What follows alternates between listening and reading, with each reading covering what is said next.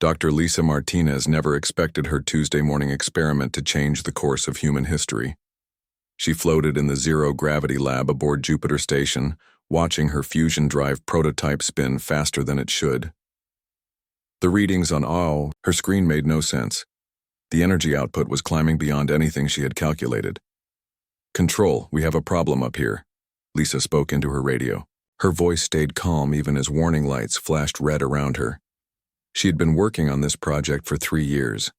The new fusion drive was supposed to make travel to Mars take weeks instead of months. It was not supposed to tear a hole in space. The prototype began to glow. Lisa pushed herself away from it, floating toward the emergency controls. Space around the machine started to bend and twist like heated glass. Then something impossible happened. The fabric of space ripped, open like torn paper, revealing a swirling tunnel of light. Lisa stared through the opening. On the other side, she could see stars arranged in patterns she did not recognize. But more shocking were the shapes moving between those stars. They were ships, but not human ships. These vessels were too large and too graceful to be anything humans had built. The tear in space lasted only 30 seconds before it snapped shut. The fusion drive went quiet. Lisa found herself alone in the lab with readings that would make her the most famous scientist in human history. Commander Jake Harrison received the call 6 hours later at Earth Space Command in Colorado. He had been reviewing reports about the new Mars colonies when his assistant burst into his office. "Sir, you need to see this right away," Lieutenant Pete Morris said, handing him a tablet. "Dr. Martinez at Jupiter Station has discovered something incredible." Jake read the report twice before he believed it. The photographs showed energy readings that defied physics. The video footage showed something that looked like science fiction, but Dr. Martinez was not known for making jokes about her work. "Get me a direct line to the president," Jake told Pete, "and start putting together a team. If this is real, everything just changed." President Claire Thompson was in a budget meeting when Jake called. She stepped out of the room to take the secure call in her private office. What she heard made her forget about government spending for the rest of the day. "How sure are we about this, Commander?" she asked. "Dr. Martinez is one of our best scientists, Madam President. Her work on the Mars colony ships has been perfect. If she says she opened a doorway to another part of space, I believe her." Claire stared out her window at the White House lawn. For 200 years, humans had wondered if they were alone in the universe. Now it seemed they had their answer. "What do we do next?" she asked. "We build another machine, a bigger one, and we get ready to meet our neighbors." 2 months later, the largest construction project in human history was taking shape near Jupiter. The new machine was 10 times larger than Lisa's prototype. Engineers from every nation worked together to build what they called the Gateway. General Patrick Sullivan watched the construction from his command ship. He had been chosen to lead Earth's first contact team, but something about the whole situation made him nervous. In his 30 years of military service, he had learned to trust his instincts. "What bothers you about this, General?" asked Captain Amy Rodriguez. She would be commanding the first ship through the Gateway. "Think about it, Amy. If these aliens have been traveling between stars for who knows how long, why haven't they found us? Earth is not exactly hidden. We have been broadcasting radio signals into space for over a century." Amy nodded. She had wondered the same thing. Maybe they are not looking for new species. Or maybe they are avoiding something, Patrick replied. "Either way, we go in ready for anything." The first successful test of the Gateway happened on a cold morning in March. Lisa Martinez stood in the control room, her hands shaking as she pressed the activation button. Space tore open again, but this time the opening was large enough for a ship to pass through. On the other side of the portal, they could see a massive space station. It was shaped like a wheel, spinning slowly among the stars. Ships of various designs moved around it like cars in a busy city. "My God," whispered Jake Harrison. "Look at the size of that thing. It must be hundreds of miles across." A message came through on the radio in a language no human recognized. But then the words changed, becoming English with a slight accent. "Unknown vessel, you have entered coalition. Space without permission. State your origin and intentions." Amy took a deep breath. She was about to become the first human to speak with an alien species. This is Captain Amy Rodriguez of the Earth Space Force ship Pioneer. We are explorers from the planet Earth. We seek peaceful contact with your people. There was a long silence. Then the voice returned, sounding surprised. Earth? We have no record of this planet in our database. You are not a member species of the Coalition. How did you develop interstellar travel? We built a machine that opens doorways through space, Amy replied. We discovered your location by accident. Another pause. Please proceed to docking bay. 7. You will be met by Coalition representatives. Do not deviate from the flight path we are transmitting to you. The Pioneer moved through the portal and approached the alien station. Through the ship's windows, the crew could see dozens of different alien species walking through transparent corridors. Some looked almost human, while others were completely different from anything on Earth. Dr. Helen Carter, the mission's lead scientist, made notes on everything she saw. Look at how they move, she told her team. They are careful, almost nervous. These are not the actions of a confident species. The docking process took an hour. When it was complete, Amy led a small team off the ship. They were met by 3 aliens who introduced themselves as representatives of the Galactic Coalition. The first was tall and thin with pale blue skin. She called herself Ambassador Zara of the Valdari. The second looked like a walking tree with silver bark. He was Elder Keth of the Zenthari. The third was shorter but heavily muscled with gray skin covered in scars. He gave his name as Commander Vox of the Korath. Welcome to Nexus Prime, said Ambassador Zara. We are curious about your species. In all our years of space travel, we have never encountered a civilization that developed interstellar technology without first joining the Coalition. How long have you been traveling between stars? Amy asked. The 3 aliens exchanged glances. The Coalition has existed for over 3,000 of your years, replied Elder Keth. We have mapped most of this section of the galaxy. Amy tried not to show her shock. Humans had been in space for less than 400 years. These species had been exploring the galaxy since before the Roman Empire fell. There is much you must learn about galactic civilization, said Commander Vox. There are rules that must be followed, protocols that keep us all safe. Safe from what? Amy asked. The 3 aliens became quiet. Ambassador Zara spoke carefully. There are things in the galaxy that are best left undisturbed. Old enemies that sleep in the dark between stars. The Coalition exists to maintain peace and order. Amy felt a chill run down her spine. She remembered General Sullivan's concerns about what these aliens might be avoiding. Back on Earth, the news of first contact spread around the world in hours. Crowds gathered in major cities to celebrate humanity's entry into galactic civilization. But in government offices and military command centers, leaders asked harder questions. Why had these advanced species never found Earth? What were the old enemies they spoke about? And why did every message from the Coalition sound like a warning disguised as a welcome? General Patrick Sullivan stood in his office, looking at star charts that now included dozens of alien worlds. Something was wrong with this picture. Advanced species did not hide from old enemies. They dealt with threats or they died out, unless the threats were so terrible that hiding was the only option.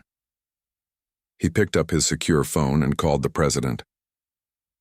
Madam President, I recommend we accelerate our military space programs.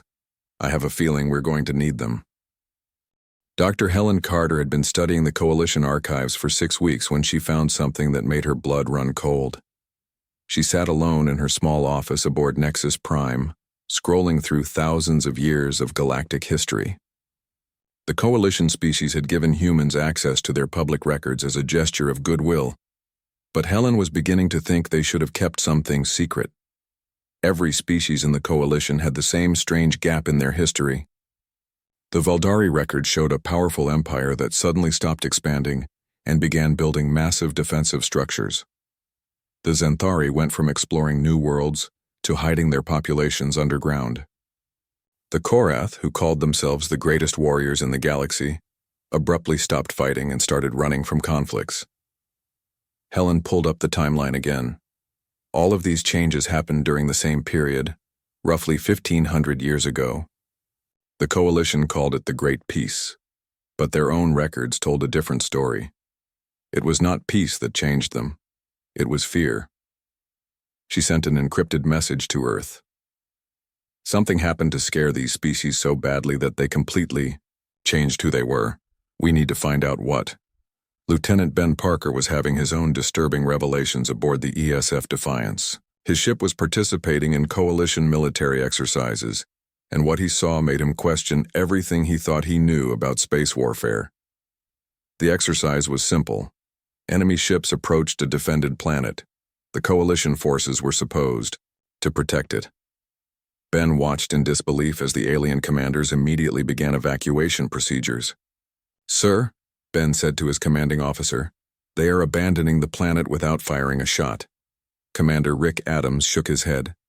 "I know it looks bad, but maybe they have a plan." They watched as Coalition ships loaded with civilians fled, in every direction. The mock enemy forces took control of the planet without any resistance. When the exercise ended, the alien commanders seemed pleased with the result. "Excellent evacuation procedures," said the Valdari fleet commander. "Minimal casualties, very efficient retreat." Ben could not stay quiet. "But you lost the planet. You did not even try to fight for it." The alien officers looked at him with expressions he could not read. The Korath commander, who was supposed to be a great warrior, spoke slowly. "Young human, you do not understand the realities of galactic warfare. Sometimes retreat is the only option that allows survival." "But what if you cannot retreat?" Ben asked. "What if they chase you? What if there is nowhere left to run?" The aliens became uncomfortable. They ended the exercise early and avoided talking to the human crew for the rest of the day. Back on Earth, Dr. Karen Lewis was making discoveries of her own. As the world's leading expert on human evolution, she had been asked to study how humans compared to other intelligent species. What she found shocked her. Karen stood in her laboratory at Harvard University, looking at brain scans from dozens of different species. She had been given this data by Coalition scientists who wanted to understand human psychology. Now she understood why humans made them nervous. Every species in the Coalition had evolved on relatively peaceful worlds. The Valdari came from a planet with no large predators. The Zenthari developed on a world where plant life provided everything they needed.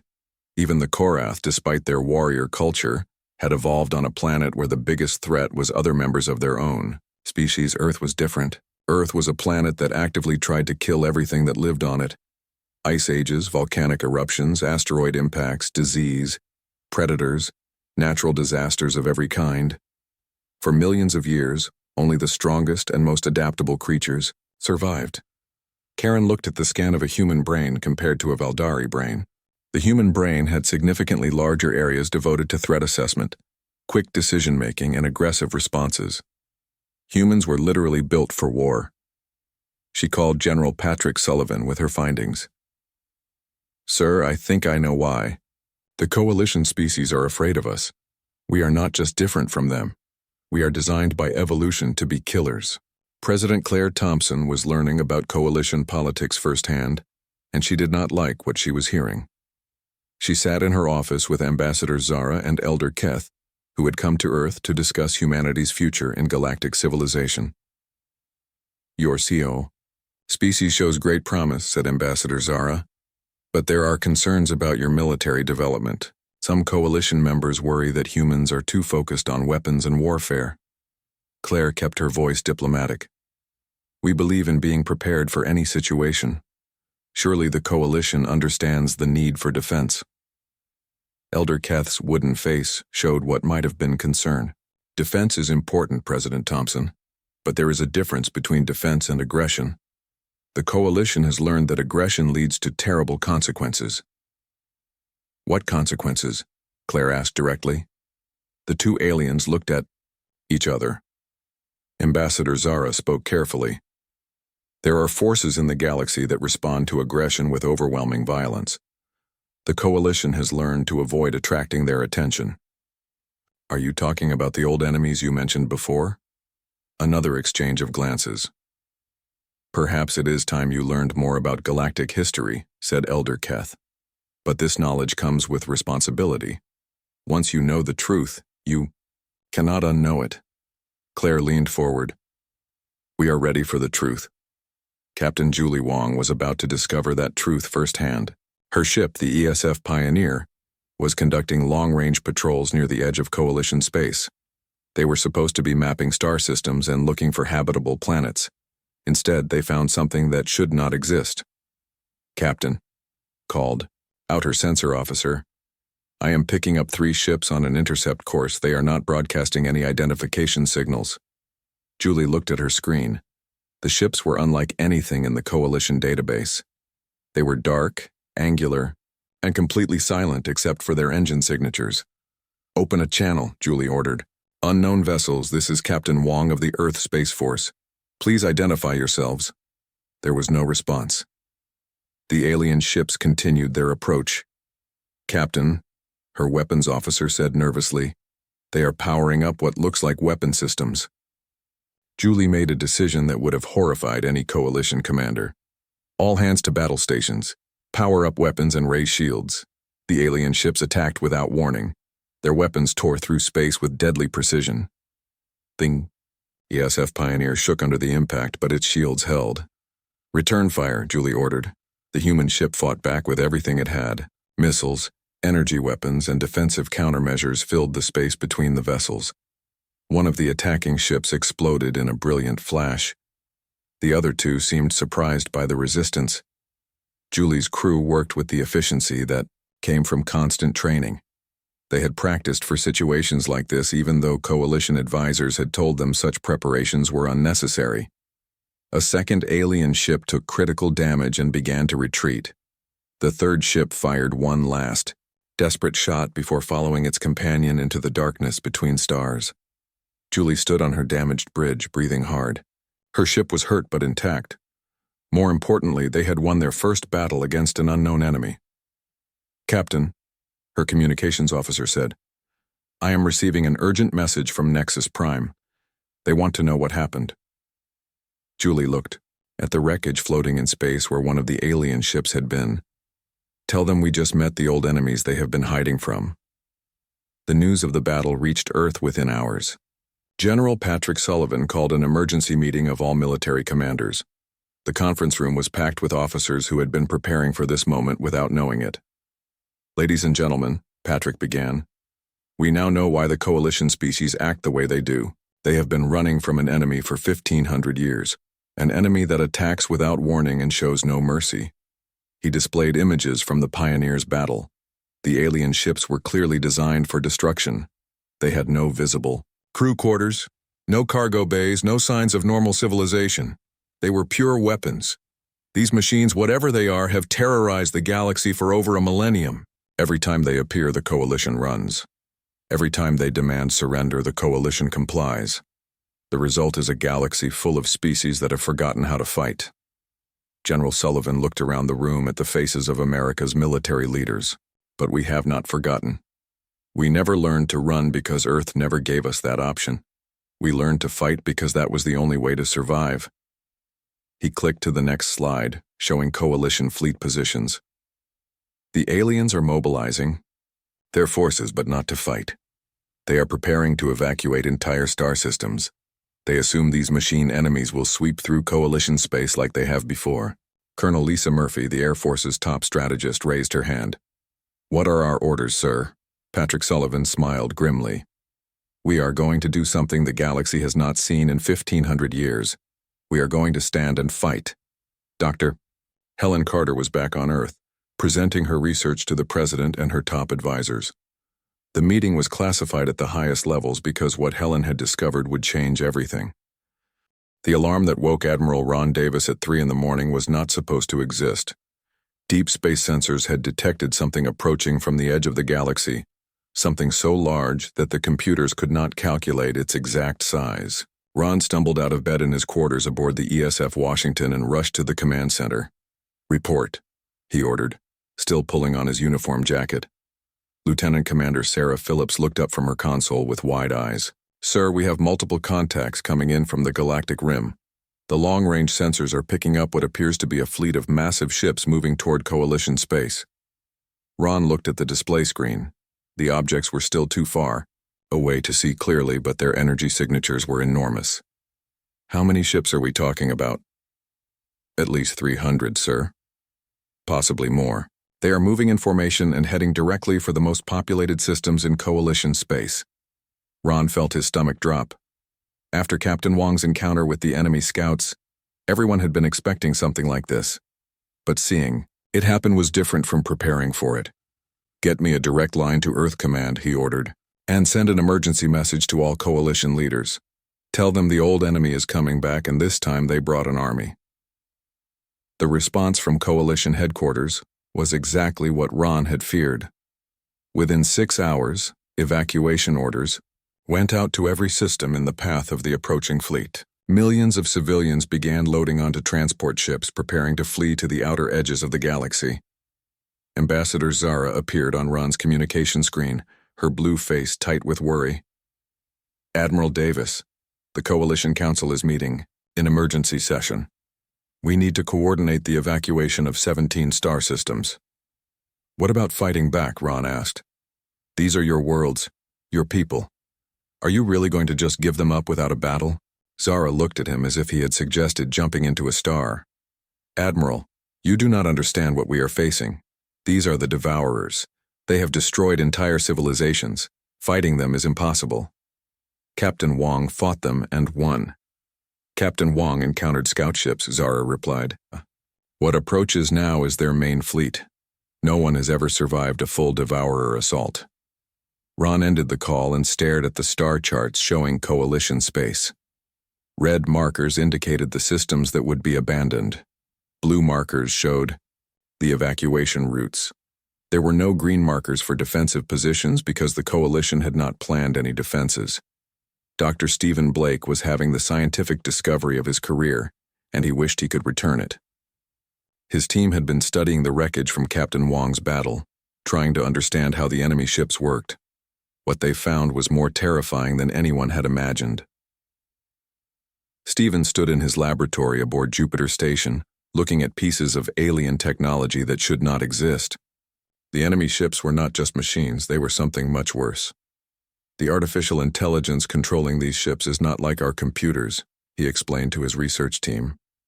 It does not just follow programming, it learns, adapts, and makes decisions based on thousands of years of experience. Dr. Nancy Foster, his lead engineer, held up a piece of the enemy ship's hull. This metal is made from materials we do not recognize, but our scans show traces of dozens of different civilizations. Stephen, I think this ship is built from the remains of conquered worlds. Stephen nodded grimly. That matches what we found. In the computer core, the Devourers do not just destroy civilizations, they harvest them. They take everything useful and incorporate it into their own technology. The implications were staggering. Every ship in the Devourer fleet was a tomb containing the remains of dead civilizations. The machines had been growing stronger for thousands of years, learning from every species they destroyed. There is something else, Nancy said quietly. The computer core contained battle records. Stephen, these machines have been testing galactic defenses for over 1,500 years. Every few centuries they send out scouts to see if anyone has developed the ability to fight back. And when they find the same cowardly response every time, they retreat and wait for the galaxy to develop more advanced technology, Stephen finished. Technology they can harvest when they return. The research team worked in silence for several minutes. Finally, Dr. Foster spoke. What do we do with this information? Stephen looked at the alien wreckage surrounding them. We find a way to kill them, because if we do not, humanity will become part of their next ship. Colonel Lisa Murphy was leading a joint human coalition team to study ancient battlefields where the Devourers had last been active. What they found on the dead world of Korath Prime made her understand why the coalition species were so afraid. The planet had once been home to 5 billion Korath, the galaxy's greatest warriors. Now it was a lifeless ball of rock and twisted metal. The Devourer machines had stripped away the atmosphere, harvested all the water, and torn the cities apart for raw materials. My God, whispered Dr. Helen Carter, who had volunteered for the mission. They did not just conquer this world, they consumed it. Lisa walked through the ruins of what had been the capital city. The buildings were not destroyed by explosions or energy weapons. They had been methodically disassembled, every useful material removed and processed. Even the bones of the dead had been harvested. Commander Vox, one of the few surviving Korath, stood beside the wreckage of his species' greatest temple. His gray skin was darker than usual and his hands shook as he spoke. "We were the finest warriors in the galaxy," he said. "Our armies had never known defeat. When the Devourers came, we threw everything we had at them. Ships, soldiers, weapons that could crack planets in half." "What happened?" Lisa asked. "They learned from every attack. Every tactic we used, they developed a counter for. Every weapon we fired, they built defenses against. We fought for 6 months, and with every battle, they became stronger while we became weaker." Helen studied the battle damage on nearby structures. "The Coalition records say this happened 1,500 years ago. How is Commander Vox still alive?" Vox looked at her with eyes that held too much pain. "I was not here when it happened. I was leading a scouting mission in another system. When I returned, my entire civilization was gone. 5 billion of my people, reduced to raw materials for enemy ships." Lisa felt a chill run down her spine. "How many other survivors are there? From my species? Perhaps a few thousand scattered across the galaxy. The other Coalition species have similar stories. The Valdari lost their homeworld and 12 colonies. The Zenthari watched their entire forest world get stripped down to bare rock." The team spent 3 days on Korath Prime, documenting the destruction and trying to understand Devourer tactics. What they learned was that the machines were not just advanced. They were perfect learning systems that became more dangerous with every stressor. On the flight back to Coalition space, Lisa called a meeting with her senior officers. "We need to report our findings to Earth Command immediately. These Devourers are not just another enemy. They are the ultimate enemy, designed to learn from and defeat any opponent." Captain Mike Turner, her intelligence officer, looked up from his notes. "Colonel, based on what we saw, how do we fight something like this?" Lisa stared out the window at the stars. "I do not know. But we better figure it out fast because they are coming for us next." The Devourer fleet reached the outer edge of Coalition space on a Tuesday morning. Long-range sensors detected them approaching the Valdari system of New Haven, home to 3 billion civilians. The Coalition response was swift and predictable. Every transport ship in the system was loaded with evacuees within 12 hours. The Valdari Defense Fleet, consisting of 200 warships, began their retreat without firing a single shot. By the time the Devourers arrived, New Haven was an empty system waiting to be harvested. President Claire Thompson watched the evacuation reports from her Situation Room in the White House. Around the table sat the most powerful military leaders in human history, and they were all asking the same question. "How do we fight an enemy that has never been defeated?" asked General Patrick Sullivan. "The same way Americans have always fought," Claire replied. "We find their weakness and exploit it. Every enemy has a weakness, even these machines." Admiral Davis joined the meeting by video link from his flagship. "Madam President, our intelligence suggests the Devourers will finish harvesting the abandoned systems within 6 months. After that, they will move deeper into Coalition space." "Where do they go next?" Claire asked. "Earth is not their primary target," Davis replied. "They will head for the core worlds with the largest populations and most advanced technology. But eventually, they will come for us." General Sullivan studied the tactical displays. "How long do we have?" "Best estimate is 18 months before they reach the Sol system," Davis answered, "assuming they maintain their current pace of conquest." The room fell silent. 18 months to prepare for a war against an enemy that had conquered the galaxy for thousands of years. It seemed impossible. Dr. Stephen Blake's voice came through the conference system from Jupiter Station. "I may have found something useful in the Devourer wreckage. Their learning system is incredibly advanced, but it has one potential weakness." The Devourer invasion began on a Monday morning with the complete destruction of the Valdari colony world of New Hope, 3 billion people had been evacuated just in time, but the planet itself was gone within 72 hours. Massive harvesting. Machines stripped away the oceans, consumed the atmosphere, and broke down the continents into raw materials for the enemy fleet. General Susan Taylor watched the satellite footage from her command center on Luna Station. The Devourers worked with terrifying efficiency, turning a living world into empty space and processed materials. This was the 5th planet they had consumed in 2 weeks. "Status report," she ordered her staff. Colonel Jim Watson looked up from his tactical display. "The enemy has harvested the outer rim systems faster than projected. They are ahead of schedule and moving toward the core worlds." Susan studied the holographic map of Coalition space. Red zones showed systems that had been completely consumed. Yellow zones indicated planets currently under evacuation. There were no green zones because no one was mounting any defense. "What about Coalition military response?" she asked. "The same as always, General. They retreat, regroup, and retreat again." Admiral Keth's fleet pulled back from the Zenthari system without engaging the enemy. They are following standard evacuation protocols. Susan felt anger building in her chest. The Coalition had the largest military force in galactic history, but they used it only for running away. Millions of ships, billions of trained personnel, and advanced technology beyond human imagination, all wasted because they were too afraid to fight. "Get me a direct channel to Earth Command," she ordered. "It is time to show these aliens how humans wage war." Captain Derek Nelson was leading the first human fighter squadron ever deployed in galactic combat. His 12 F-47 Starhawks were tiny compared to Coalition warships, but they carried something the larger vessels lacked: pilots who were trained to win. Derek flew his fighter through the asteroid field near the Korath mining station of Granite 7. Intelligence reports indicated that Devourer scouts were approaching the system and Coalition forces were already preparing to evacuate. "Starhawk leader to all fighters," Derek spoke into his radio. "Remember, we are not here to match firepower with the enemy. We are here to outthink them." His wingman, Lieutenant Carol Brooks, responded immediately. "Copy that, leader. Target priority is reconnaissance and disruption."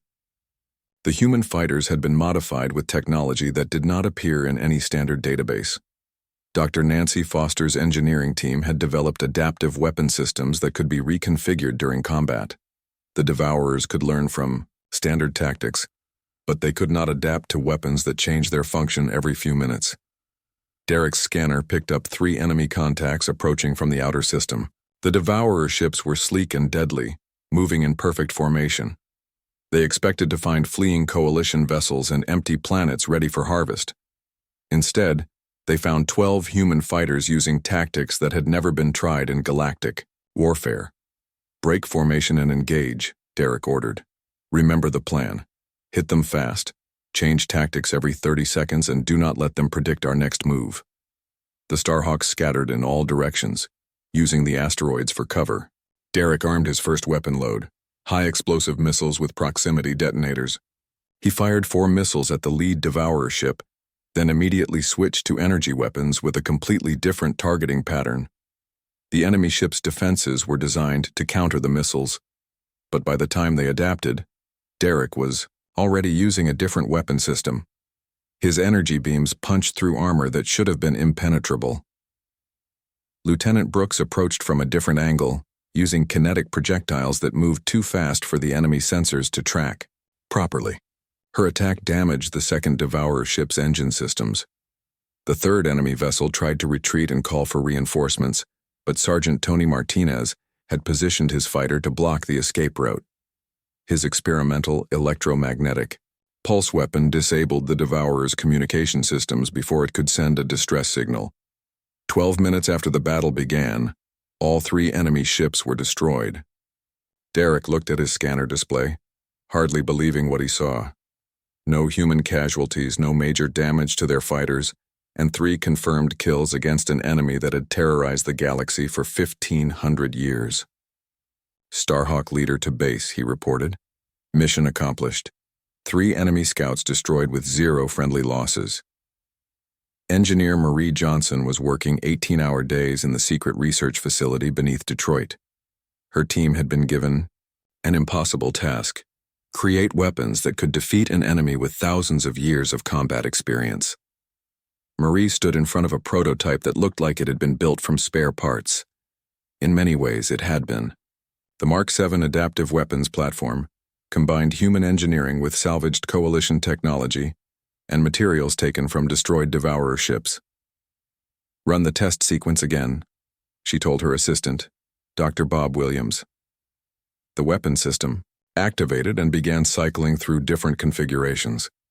In the span of 60 seconds, it functioned as a particle beam, a missile launcher, a kinetic cannon, and an electromagnetic pulse generator. Each mode used completely different targeting systems and firing patterns. "The beauty of this design," Marie explained to visiting military officials, "is that it never works the same way twice. The Devourers can analyze our weapons and develop countermeasures. But by the time they figure out how to stop our particle beam, we have switched to kinetic rounds." General Patrick Sullivan examined the weapon closely. "How quickly can you produce these?" "We can retrofit existing human ships within 3 months," Marie replied. "But there is a catch. These systems require human operators. The weapon configurations change too rapidly for standard computer systems to handle. Only human reflexes and intuition can manage the switching process effectively," Sullivan nodded. "So our people become part of the weapon system." "Exactly. The pilot, gunner, and weapon work together as a single unit. The enemy can learn to counter our technology, but they cannot learn to counter human unpredictability." Dr. Stephen Blake had moved his research team to a secure facility on Europa, where they were working on the most important project in human history. The captured Devourer computer core had revealed something that could change the entire war. Stephen stared at lines of alien code that had taken his team 6 months to decode. The Devourers were not just machines that learned from combat experience. They were connected to each other through a quantum communication network that allowed them to share information instantly across vast distances. "This is how they coordinate attacks across multiple star systems," he explained to his team. "Every ship in their fleet is connected to a central command network. When one ship learns something new, they all learn it immediately." Dr. Nancy Foster studied the network diagrams. "So if we could disrupt this network, we could prevent them from sharing tactical data." "More than that," Stephen replied. "If we could overload the network with false information, we might be able to confuse their entire fleet. Imagine if we could make them think our weapons work differently than they actually do." The implications were staggering. The Devourer's greatest strength could become their greatest weakness if humans could find a way to exploit the communication network. "There is one problem," Stephen continued. "The network is protected by encryption that would take our best computers thousands of years to break. We need a different approach." Dr. Foster smiled. "What if we do not try to break their encryption? What if we just give them so much data that their network cannot process it all?" Stephen looked at her with growing excitement. "Information overload. If we flood their network with millions of false signals, their learning algorithms might crash from trying to process contradictory data." Admiral Ron Davis was coordinating the largest military buildup in human history from his flagship in the Jupiter system. Ships, weapons, and personnel were being assembled from every nation on Earth. The coalition species watched in amazement as humans prepared for a war that everyone else considered hopeless. "Status report on fleet readiness," Ron ordered his. Staff. Commander Lisa Phillips consulted her tablet. "We have 437 combat vessels ready for deployment. Another 200 ships will be completed within 6 weeks." "What about our coalition allies?" "They are still evacuating their core worlds, sir. Ambassador Zara has requested transport assistance for civilian refugees." Ron felt frustration building. The coalition had thousands of warships, but they were all being used to ferry civilians away from the fighting. Meanwhile, humans were preparing to face the enemy with a fraction of their resources. "Send a message to all coalition military commanders," Ron ordered. "Tell them we are planning a coordinated defense of their remaining core worlds. Ask if any of them want to stand and fight alongside us." The response came back within hours. Out of 47 coalition fleet commanders, only 3 agreed to participate in defensive operations. The rest preferred to continue evacuation procedures. Captain, Julie Wong returned from her latest patrol mission with disturbing news. Her ship had encountered a devourer harvesting operation in progress, and what she saw would haunt her for the rest of her life. The devourer fleet arrived at the edge of the Sol system on a cold February morning. Admiral Kevin Roberts stood on the bridge of Luna Station, watching his sensors as thousands of enemy ships dropped out of hyperspace. The display showed more hostile contacts than any human had ever seen in one place. "Final count, sir," reported his communications officer. "We have over 4,000 enemy vessels approaching from multiple vectors. They will reach Earth's orbital space in 18 hours. Kevin looked at the tactical display showing human defensive positions. 350 human warships, 47 coalition vessels that had finally decided to fight, and every armed civilian ship that could be pressed into service. Against 4,000 devourer ships that had conquered the galaxy. "Send the message to all ships," Kevin ordered.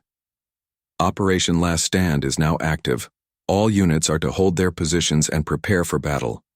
The message went out to every human vessel in the system, from the massive battleship ESF Constitution to the small cargo ship Braveheart. Every captain received the same orders. Stand and fight. Dr. Nancy Foster was making final adjustments to the quantum disruption device hidden inside an asteroid near Mars. Her team had worked for 6 months to build a weapon that could overload the Devourer communication network. Everything depended on getting the enemy fleet close enough to Earth before activating it. "Status check on the disruptor," she spoke into her radio. "All systems green," replied her chief engineer from the control bunker. "We have enough power for one activation lasting approximately 4 minutes. After that, the device will be destroyed by its own energy output." Nancy nodded. 4 minutes to disrupt the enemy network and prevent them from sharing tactical information. 4 minutes for humanity to surprise an enemy that had never been surprised before. "Wait for my signal," she ordered. "We only get one chance at this." Captain Tim Hughes commanded the strike force that would carry out the most dangerous mission in human history.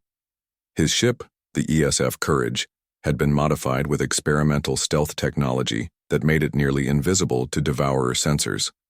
Behind him flew 23 other ships, each carrying a team of volunteers who knew they probably would not return. "Strike Force Alpha to Luna Command," Tim reported. "We are in position and ready to begin our attack run." The plan was simple, but incredibly risky. While the main human fleet engaged the devourer ships in open battle, Tim's strike force would use the chaos to penetrate enemy lines and target the command vessels. If they could destroy the ships controlling the devourer network, the entire enemy fleet would be vulnerable. Tim looked at his crew. They were young, scared, and determined. Lieutenant Sarah Phillips had volunteered even though she was supposed to be married next month. Sergeant Mike Rodriguez had left behind 3 children. Every person on the ship had chosen to be here. "Remember," Tim told them, "we are not just fighting for Earth. We are fighting for every species in the galaxy that has forgotten how to fight for themselves." The battle began when the first devourer ships entered the orbit of Mars. Human defensive positions opened fire with everything they had. The space around the red planet filled with energy beams, missiles, and explosions as 2 completely different philosophies of war collided. General Susan Taylor coordinated the defense from her command post on Luna. She watched as human ships used tactics that made no sense to traditional military thinking. Instead of forming battle lines, they spread out in small groups. Instead of focusing fire on single targets, they attacked everything at once. Instead of following predictable patterns, they changed tactics every few minutes. "Devourer ships are having trouble adapting to our attack patterns," reported her tactical officer. "Their learning algorithms appear to be confused by our rapid tactical changes." Susan smiled grimly. "That is the point. They have spent 1,500 years learning to counter logical military strategies. But humans do not always fight logically. The human fleet used every trick they had learned from studying devourer weaknesses.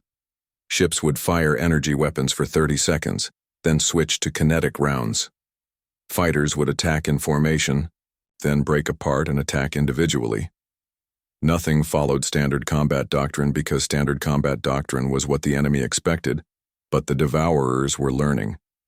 Even confused, their artificial intelligence was processing the chaos and beginning to develop responses. Human ships began taking heavy damage as enemy weapons found their targets. "We need to activate the disruptor now," Susan ordered. Dr. Nancy Foster received the signal and pressed the activation button. The quantum disruptor came online with a surge of energy that could be detected across the entire solar system. Invisible, waves of quantum interference spread out from the device, targeting the communication frequencies used by the Devourer network. The effect was immediate. Devourer ships that had been moving in perfect coordination suddenly began acting independently. Some stopped firing while others increased their attack rate. Several ships collided with each other as their navigation systems received conflicting data. "Network disruption successful," Nancy reported. "Enemy ships are no longer sharing tactical information. You have approximately 3 minutes before they adapt to the interference." Captain Tim Hughes saw his chance. "Strike Force Alpha. Begin attack run. All ships target the large command vessels in the center of the enemy formation." The stealth ships accelerated toward the heart of the Devourer fleet. Tim's sensors showed massive enemy vessels that were clearly different from the standard attack ships. These were the command nodes that controlled entire sections of the enemy network. "Courage to all strike ships," Tim ordered. "Remember, we need to destroy these ships completely. No survivors, no escape pods, no wreckage that can transmit data. Back to the main fleet." The strike force split into 6 groups, each targeting a different command ship.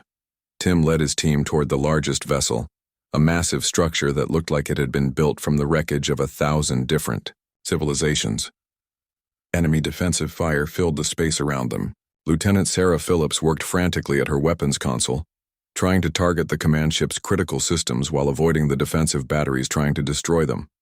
"I have a firing solution on their main computer core," she reported. "Take the shot," Tim ordered. The ESF Courage fired every weapon it had at the enemy command ship. Missiles, energy beams, and kinetic rounds struck the massive vessel at precisely calculated points. The ship began to break apart as its internal systems failed. Around the solar system, other strike teams were having similar success. The quantum disruptor had given them just enough advantage to get close to their targets. 5 of the 6 command ships were destroyed in the first wave of attacks. But the Devourers were adapting. The surviving command ship began coordinating a counterattack that focused on the human strike force. Enemy ships converged on Tim's position from all directions. "Courage, you need to get out of there," came Admiral Roberts' voice over the radio. "You have accomplished your mission." Tim looked at his tactical display. The last command ship was heavily damaged but still functional. If it survived, it would help the Devourer fleet reorganize and resume their coordinated attacks. "Negative, Luna Command. We are making one more attack run." Lieutenant Phillips looked at him with understanding. "Sir, we do not have enough missiles left to destroy that ship from a distance." Tim nodded. "Then we will have to get closer." The ESF Courage accelerated directly toward the enemy command ship. Devourer weapons tore through the small vessel's armor, but Tim kept flying straight at his target. In the final seconds before impact, he armed his ship's self-destruct system. The explosion when the Courage struck the command ship could be seen from Earth. Both vessels were completely destroyed, their wreckage scattered across thousands of miles of space. With their command network disrupted and their coordination broken, the Devourer fleet began to fall apart. Individual ships found themselves facing human forces that used every advantage they could find.